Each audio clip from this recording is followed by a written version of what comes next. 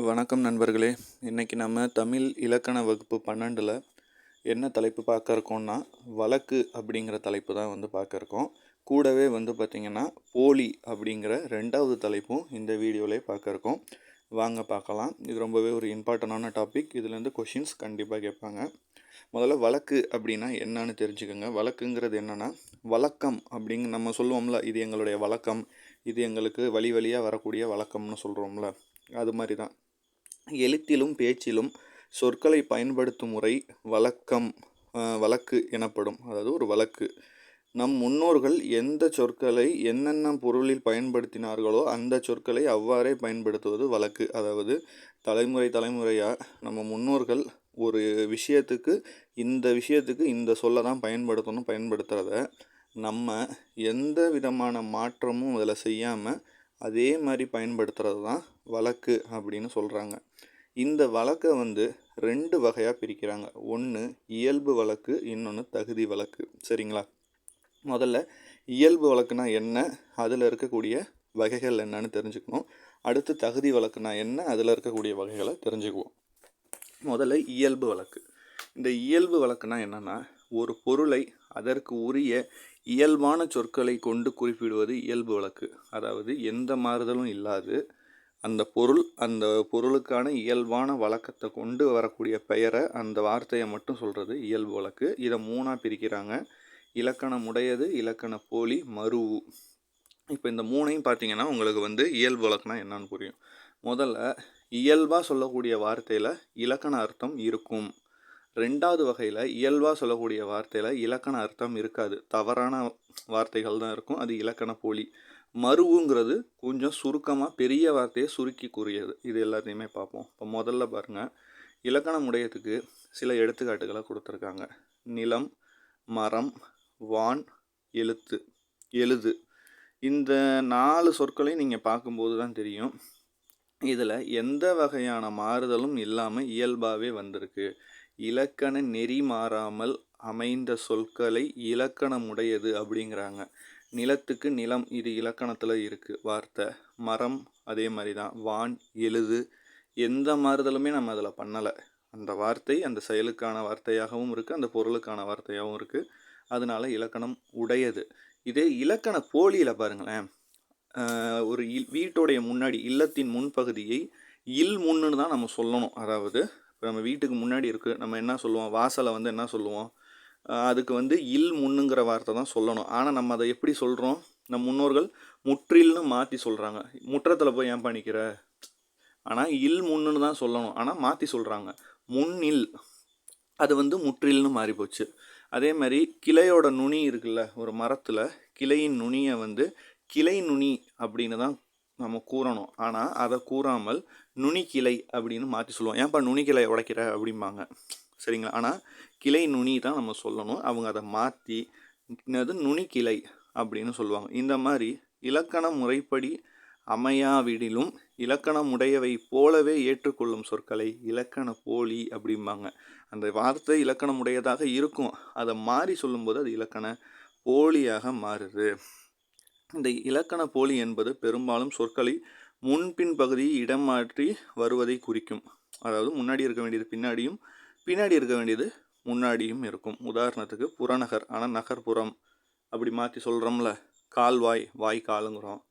தசை, அதை சதையும்போம். கடைக்கண், கண்க, அந்த மாதிரி சொல்கிற மாதிரி தான். சரிங்களா? ஸோ இதுதான் இலக்கண போலி அப்படின்னு சொல்லுவாங்க.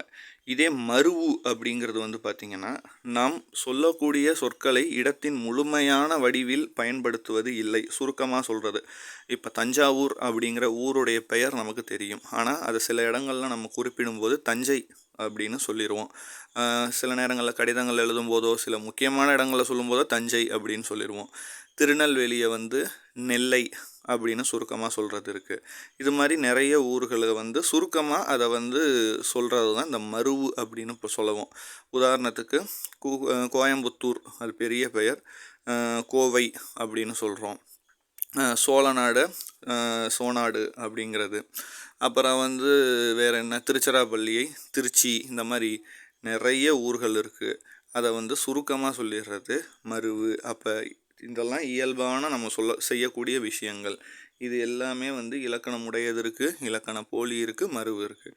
இதே இந்த தகுதி வழக்கு அப்படிங்கிறது என்னன்னா, ஏதேனும் ஒரு காரணத்தினால் பிறரிடம் சொல்ல தகுதியற்ற சொற்களை தகுதியான வேறு சொற்களை குறிப்பிட்டு சொல்லுவது தகுதி வழக்கு.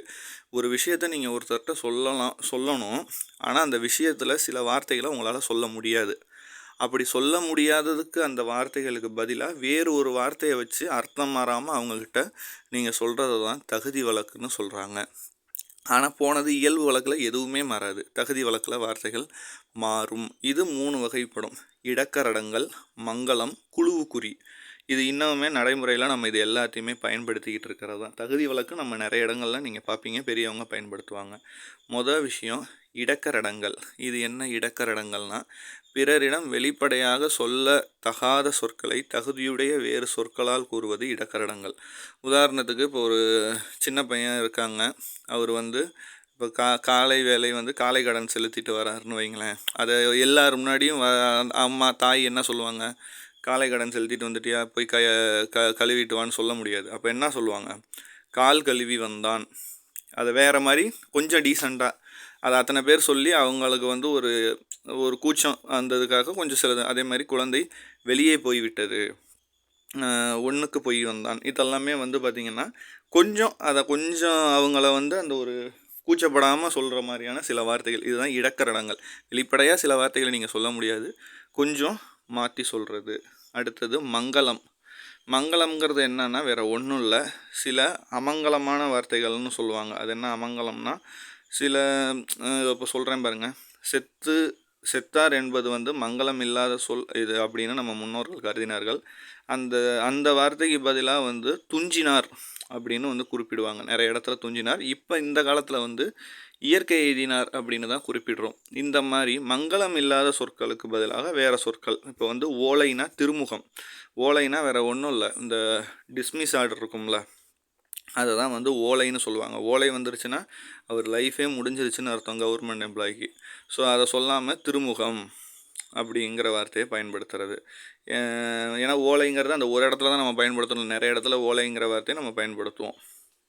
அடுத்து கருப்பு ஆடு, அதுவும் சொல்லாமல் வெள்ளாடு. கோவிலெலாம் நம்ம கேள்விப்படுவோம், சாமிக்கு ஒரு வெள்ளாடு கொடுங்க, ஆனால் அது கருப்பாடை தான் குறிக்கும், வெள்ளாடு வேணும்னு. அடுத்தது வந்து பார்த்திங்கன்னா விளக்கை அணைன்னு ஒரு வீட்டில் சொல்லக்கூடாது. அப்போ விளக்கை குளிரவை அப்படின்னு சொல்லுவாங்க, பூவை வச்சு குளிர வைக்கணும். அதே மாதிரி சுடுகாடு, சில இடத்துல இடுகாடும்பாங்க, நன்காடும்பாங்க, மாயக்காடும்பாங்க. நிறைய வார்த்தைகள் நிறைய இடத்துல மாறும், அதுவுமே வந்து சொல்கிறது இருக்குது. இதெல்லாம் வந்து மங்களம். குழுவுக்குறி. அது என்ன குழுவுக்குறினா, பலர் கூடியிருக்கக்கூடிய இடத்துல நீங்கள் ஒரு சில விஷயங்களை பேசணும், ஆனால் அது எல்லாருக்கும் புரியாமல் சம்மந்தப்பட்டவர்களுக்கு மட்டுமே புரிகிற மாதிரி அந்த வகையில் நீங்கள் பயன்படுத்துகிறது தான் குழுவுக்குறி. அதாவது ஒரு குழுவினருக்கு மட்டும் ஒரு பொருள் அல்லது அந்த செயலை தமக்குள் பயன்படுத்தி கொள்ளும் சொற்களை குழுவுக்குறி. அந்த கேங்கு, இப்போ நிறைய பேர் சொல்லுவாங்களே, எங்கள் கேங்குக்கு மட்டும் இது புரியும், இந்த விஷயத்தோட அர்த்தம் அவனுக்கு தான் புரியுங்கிற மாதிரி நம்ம அப்படி மறைச்சி சொல்லுவோம்ல, அதுதான். பொன்னை பரி ஏனல். அதாவது இது வந்து அப்படின்னா என்னென்னா, பொற்கொள்ளர்கள், இப்போ நகை செய்கிறவங்கலாம் பயன்படுத்துறது. இப்போ கடையில் இருப்பாங்க, நான் போயிட்டு முறுக்கு வாங்கிட்டு வரேன்பாங்க. ஆனால் நம்ம வெளியிலேருந்து பார்க்குறாள் என்ன சொல்லுவாங்க, என்னப்பா நகை கடைக்காரர் முறுக்கு வாங்கிட்டு வர சொல்கிறாருன்னா அவங்களுக்கு அது புரியும், இந்த ஊரில் போய் இவர்கிட்ட நகையை வாங்கிட்டு வரணும் அப்படின்னு. பஸ்ஸில் போயிட்டு வரோன்னா அதை நம்ம வெளிப்படையாக சொல்ல முடியாது, திருடனுக்கு பயந்து நம்ம என்ன சொல்லுவோம், அப்படியே வேறு ஒரு வார்த்தையில் அதை மறைச்சி சொல்கிறது. அதே மாதிரி இப்போ இந்த யானை பாகர்கள் எல்லாருமே அதே மாதிரி தான். ஆட்டுக்காரங்க, ஆடு மேய்க்கிறவங்கலாம் அப்படி தான். ஸோ எங்கே அடைக்கிறோம், எங்கே போது வருது, எத்தனை ஆடு இருக்குங்கிறதெல்லாம் நேரடியாக சொல்ல மாட்டாங்க. ஏன்னா யாராவது வந்து திருடிட்டு போகிறதுக்கு வாய்ப்பு இருக்குது. எங்கே மேய்ச்சலுக்கு போகிறேன், வேறு பக்கம் போவோம், ஆனால் வேறு பக்கத்தை சொல்லிட்டு போவாங்க. நான் வந்து ஆற்றுக்கு ஓட்டிகிட்டு போகிறேன்பாங்க, ஆனால் ஆற்றுக்கு இல்லாமல் வயக்காட்டு பக்கம் ஓட்டிகிட்டு போயிட்டுருப்பாங்க. ஆனால் அது சம்மந்தப்பட்டவங்களுக்கு புரியும், வெளியாளுங்களுக்கு புரியாது. அது மாதிரி தான். இதெல்லாம் குழுவுக்குறி. சரிங்களா? அடுத்தது போலி. இதையும் வந்து இதில் நம்ம இன்றைக்கி பார்த்துருவோம். போலிங்கிறது வேறு ஒன்றும் இல்லை, டூப்ளிகேட்டு.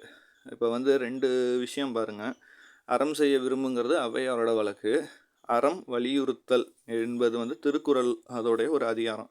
இதில் 2மே அறம் தான். ஆனால் ஒரு இதில் அரண் அப்படின்னு இருக்குது, இன்னொன்றில் அறம் அப்படின்னு இருக்குது. 2மே மாறி மாறி எழுத்து இருக்குது, ஆனால் பொருள் வந்து மாறல. 2மே நல்லது தான். அறம்ங்கிறதும் நல்லது தான், அரண்கிறதும் நல்லது தான். ஆனால் ஒன்றில் இன்னும் ஒன்றில் இம் இருக்குது. அப்போ இதுதான் வந்து போலிங்கிறது. இது வந்து எப்படி இருக்குன்னா, 2லையும் 2 எழுத்து சரியாக இருக்குது, 3வது எழுத்து அதாவது இறுதி எழுத்து மாறி இருக்குது. அப்போ இறுதி எழுத்து தான் போலி. இது மாதிரி ஒவ்வொரு சொல்லில் சில இடத்துல முதல்ல போலி வரும், சில இதில் இடையில் போலி வரும். அதாவது நடுவில் ஒரு வார்த்தையில் நடுவில் இருக்க எழுத்து மாறி வரும். சில இதில் முதல்ல வரும், சில இதில் இடையில, சில இதில் இறுதி கடைசி வார்த்தை. இப்போ இந்த அரண் அறம் அதில் வர மாதிரி இறுதியில் மாறி வரும், ஆனால் அர்த்தம் ஒரே தான் இருக்கும். இது மாதிரி இப்படி வர்றது தான் போலி அப்படின்னு சொல்லுவாங்க. இந்த போலியை 3 படுத்துவாங்க. முதற் போலி, இடைப்போலி, கடைப்போலி. முதற் போலினா முதல்ல வருது. இப்போ உதாரணத்துக்கு பாருங்கள், முதற் போலிக்கு எடுத்துக்காட்டு கொடுத்துருக்காங்க. பசல் அதாவது பைசல். இதில் ரெண்டுமே பார்த்திங்கன்னா பா பை வார்த்தை மட்டும்தான் வருது, ரெண்டுமே இதுதான். இதில் ரொம்ப உங்களுக்கு புரிய மாதிரினா இந்த மஞ்சுன்னு இருக்குது பார்த்தீங்களா, மஞ்சு மஞ்சு மைஞ்சு. இதில் ரெண்டுமே மஞ்சுங்கிறது தான் அந்த மை மா அதுதான் மாறுது, ஆனால் ரெண்டுமே மஞ்சை தான் குறிக்குது. சரிங்களா? ஸோ அந்த மாதிரி ஒரு வார்த்தையோட முதல் எழுத்து மாறும். இதுக்கு வேறு ஏதாவது சிறந்த எடுத்துக்காட்டு இருந்தால் நீங்கள் கமெண்ட்ஸில் சொல்லுங்கள், நிறைய இருக்குது. முதல் எழுத்து மட்டும் மாறும், ஆனால் அர்த்தம் அதே தான் இருக்கும். சில சமயம் எப்படி சொல்லுவோம், அப்பாவுக்கு எப்பாம்போம், அது வந்து பார்த்திங்கன்னா ஆனால் ரெண்டுமே அப்பாவை தான் குறிக்கும், எப்பா எப்பாம்போம். அப்போ ஏனாவும் ஆனாவும் தான் மாறுது. அப்போ அது முதற்போலி தானே. அது மாதிரி தான் இடைப்போலிங்கிறது நடுவில் வரும். அமைஞ்சு அமைச்சு மை மாறுது. சரிங்களா? ஸோ அப்போ இடையில ஒரு எழுத்து மாறுது, ஆனால் பொருள் மாறலாம், அது இடைப்போலி. அதே மாதிரி கடைப்போலினா கடைசி, அதாவது அகம் அகன், நிலம் நிலன், முகம் முகன், சாம்பல் சாம்பர், அதெல்லாம் வந்து இறுதி எழுத்து மாறும், ஆனால் அதே அர்த்தம் தான் வரும். அப்போ இது கடைப்போலி. சரிங்களா? இதே முற்றுப்போலின்னு ஒன்று இருக்குது. கம்ப்ளீட்டாக ஒரு வார்த்தையே தப்பாக இருக்கும், ஆனால் அர்த்தம் அதே தான் இருக்கும். நீங்கள் எல்லாம் யோசிப்பீங்க, என்ன இப்போ ஒரு எழுத்து மாறினாலே நமக்கு சில சமயம் குழப்பிடும், சில எழுத்து அப்படியே மாறுதான்னா இருக்குது. முற்றுப்போலிக்கு சில எடுத்துக்காட்டுகள் இருக்குது. உதாரணத்துக்கு ஐந்துங்கிற வார்த்தையை நம்ம இப்போ 5 ரூபா கொடுங்க நான் கடையில் கேட்குறோம், கடைக்கு போனோன்னா இப்போ 5 ரூபா கொடுப்போம். 5ன்னு எழுதையில் பார்த்தீங்கன்னா ஆனால் இஞ்சு இஞ்சுன்னு வரும், ஆனால் 5ன்னு எழுதுறது வேறு வார்த்தை. அப்படியே எழுத்தும் மாதிரி இருக்கும், ஓசையும் மாதிரி இருக்குது, ஆனால் அர்த்தம் ஒன்று. அப்போ அதையும் நம்ம பயன்படுத்திக்கிட்டு இருக்கோம். இதுதான் முற்றுப்போலி. சரிங்களா? அப்போ இன்றைக்கி இந்த வீடியோவில் நம்ம என்னென்ன பார்த்தோம், ஃபஸ்ட்டு வழக்கு பார்த்தோம். வழக்குனா இயல்பு வழக்கு, தகுதி வழக்கு.